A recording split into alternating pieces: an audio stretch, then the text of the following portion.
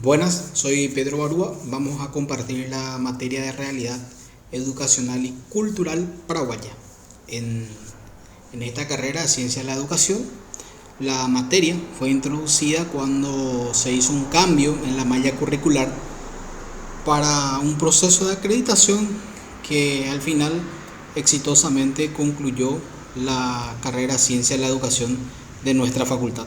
Bien, esta materia tiene como principal objetivo que analicemos los contextos sociales, los contextos históricos, culturales que se dan en cada paso de la historia del Paraguay, siempre teniendo como foco la educación y cualquier decisión política que haga cualquier tipo de autoridad que ocupa la historia en ese momento que estamos estudiando y cómo eso llega a impactar en cuanto a la formación social y cultural de nuestras historias, atendiendo que tenemos una precolonial, colonial y luego una historia independiente.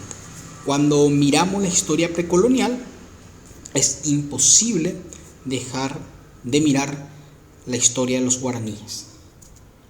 Quiénes eran los guaraníes, qué características resaltantes tenían y qué ingredientes nosotros absorbimos de esa cultura guaraní. Bien, ahora antes de iniciar nuestra travesía por la historia de los guaraníes, siempre tratamos de encontrar palabras técnicas, palabras interesantes que nos ayuden a continuar la lectura sobre cualquier material o sobre cualquier audiovisual que lleguemos a mirar posteriormente. Es importante tener un pequeño glosario, un pequeño espacio de sinónimos y antónimos, de términos que nos van a ayudar a seguir mejor el derrotero del desarrollo de la historia. En esta primera unidad, tocar sobre los guaraníes, sobre la llegada de los españoles. Es importante enterarse del significado de algunos términos: educar, instruir, cultura y civilización. Y la pregunta que existe en el material que les pasé sobre si los guaraníes podrían considerarse una civilización o podríamos considerarlos como una civilización. Esta pregunta es como una pregunta retórica, una pregunta que va a quedar como sin respuesta, pero me gustaría que ustedes tengan esa respuesta y que lo plasmen en el trabajo como ya lo vienen haciendo, o algunos ya lo hicieron y con mucho gusto lo voy a leer. Educar e instruir, ¿qué diferencia existe?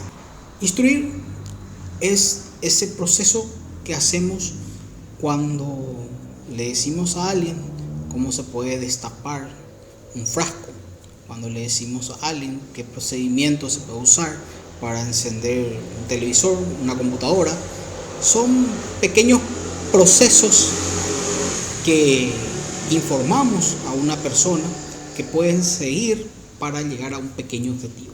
Educar ya es algo mucho más complejo porque tenemos que tocar valores y la amplitud que abarca en cuanto al trabajo en el ser humano, su parte psicológica, cómo absorbe la diferente información y sobre todo qué acciones va a realizar con las informaciones que tiene. Si una persona es bien formada, bien instruida, podemos mirar cómo actúa en la sociedad de acuerdo a la educación que recibió. Por eso es que a veces tenemos profesionales que evidentemente tienen algunos errores conductuales. Bien, cultura y civilización. Cultura estarán hartos de haber escuchado en toda su formación, ¿verdad? Y civilización es algo que abarca definitivamente, tiene que tener el ingrediente de la cultura. Son todas las tradiciones que hemos recibido, esas prácticas cotidianas, día a día, de nuestra familia, de la comunidad en que vivimos, la danza. Todos esos ingredientes confluyen dentro de lo que podríamos considerar cultura. Cuando hablamos de civilización, hablamos de algo más amplio que sucede en un momento determinado, en un espacio geográfico. Y aparte de tener el ingrediente de la cultura, también tiene la organización social, como tenían los romanos, los avances técnicos, como tenían los egipcios. Entonces existe una complejidad que cuando ustedes busquen la definición de civilización, van a poder asociar mejor lo que significa cultura, lo que significa civilización, y si realmente los guaraníes entran dentro de lo que se podría considerar una civilización histórica. Entonces, dentro de este análisis podemos dar un pantallazo de los guaraníes, mirando los materiales que hemos compartido digitalmente, y entender que los guaraníes eran un grupo que tenían peculiares tradiciones. Su organización política tenían como exponentes fundamentales al cacique, sería como un guía para una tribu, no así una autoridad que tenía en sus manos la vida y la muerte de sus integrantes como en otras civilizaciones. Los guaraníes en ese sentido eran más horizontal. Contaban con un payé, que era aquel que conocía de los misterios espirituales, el que se comunicaba con Tupá, que era el máximo exponente de la espiritualidad guaraní. Y por eso los payé tenían ese protagonismo en la tribu. Y una observación, a veces vemos que en una conducta típica de nuestra sociedad, muchas personas todavía prefieren irse a consultar con un médico naturalista, como así lo llamamos, antes que ir a un hospital a consultar con un médico formado en una universidad. Son ingredientes culturales que lo absorbimos durante milenios y todavía tenemos muy impregnados dentro de nuestro comportamiento social. Los guaraníes eran recolectores, eran cazadores, tenían una técnica para su agricultura, no depredaban, no destruían la naturaleza para levantar algunos edificios. Ellos concebían de que eran con la naturaleza un solo cuerpo, porque Tupá estaba en todos los lugares. Entonces existían técnicas muy minuciosas para no destruir definitivamente el lugar donde estaban. Inclusive el regadío lo dejaban a la lluvia. Los hombres se encargaban de cazar, se encargaban de preparar el terreno para la agricultura, y eran las mujeres quienes se encargaban la mayor parte de mantener esa chacra. Las mujeres eran las que manejaban la agricultura y también cuidaban a los chicos. O sea, los chicos pasaban la mayor parte del tiempo con la madre. Y eso son informaciones importantes cuando sigamos mirando en la historia la formación de nuestra sociedad, cómo los mestizos absorbieron mayor información cultural de la madre antes que del padre español. Y los guaraníes, en ese sentido, toda esa relación que tenían con la naturaleza, como ya dije, viene de la creencia de que Tupá, Dios, y la naturaleza eran uno solo. Por eso ellos no podían abusar en la tala de los árboles. Si lo hacían era por extrema necesidad de la agricultura, y cuando se cumplían un ciclo también se mudaban de lugares, eran casi nómadas. Pero eso tenía un alto contenido religioso. La mujer era como la piedra angular de la construcción social de los guaraníes.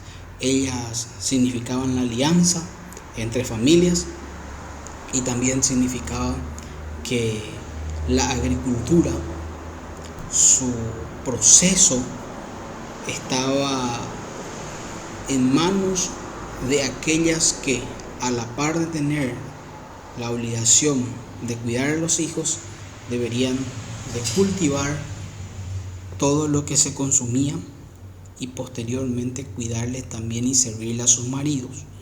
algo que culturalmente nosotros en nuestros tiempos también nos llegó, y a veces con ciertos abusos. Esa característica de la mujer guaraní fue también el hecho que llamó la atención de los conquistadores españoles, cuando llegaron a la bahía de Asunción. En realidad lo hicieron casi por accidente. Se estaban yendo al Alto Perú en busca de oro, y como vieron esa característica que cité de los guaraníes, pensaron de que sería una manera de abastecerse en esa bahía, ya que está la ruta entre el Perú y el océano, y empezaron a tener ese contacto con los caciques. Luego, con el correr del tiempo, vimos lo que sucedió, el mestizaje y la formación de una nueva clase social paraguaya, por así decirlo.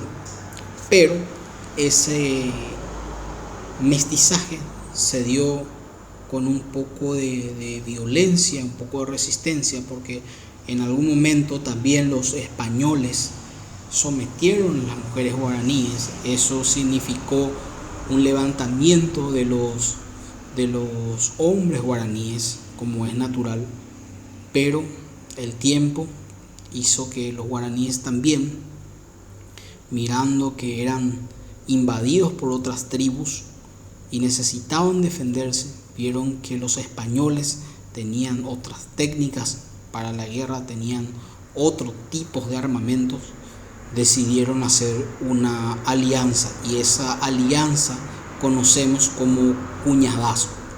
De esa forma, la sociedad paraguaya, como nosotros conocemos hoy en día, se iba formando en la bahía de Asunción.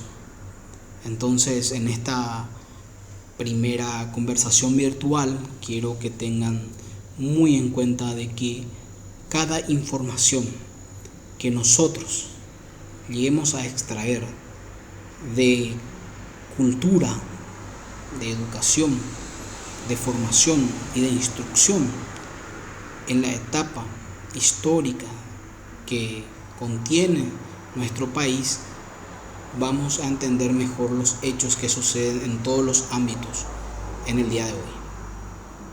Cualquier duda, estoy a disposición por todos los canales que podamos comunicarnos, y mi deseo es que cualquier término que no entiendan lo busquen en diccionario, lo busquen en internet, y también tienen la libertad de consultar conmigo por los medios que dispongamos.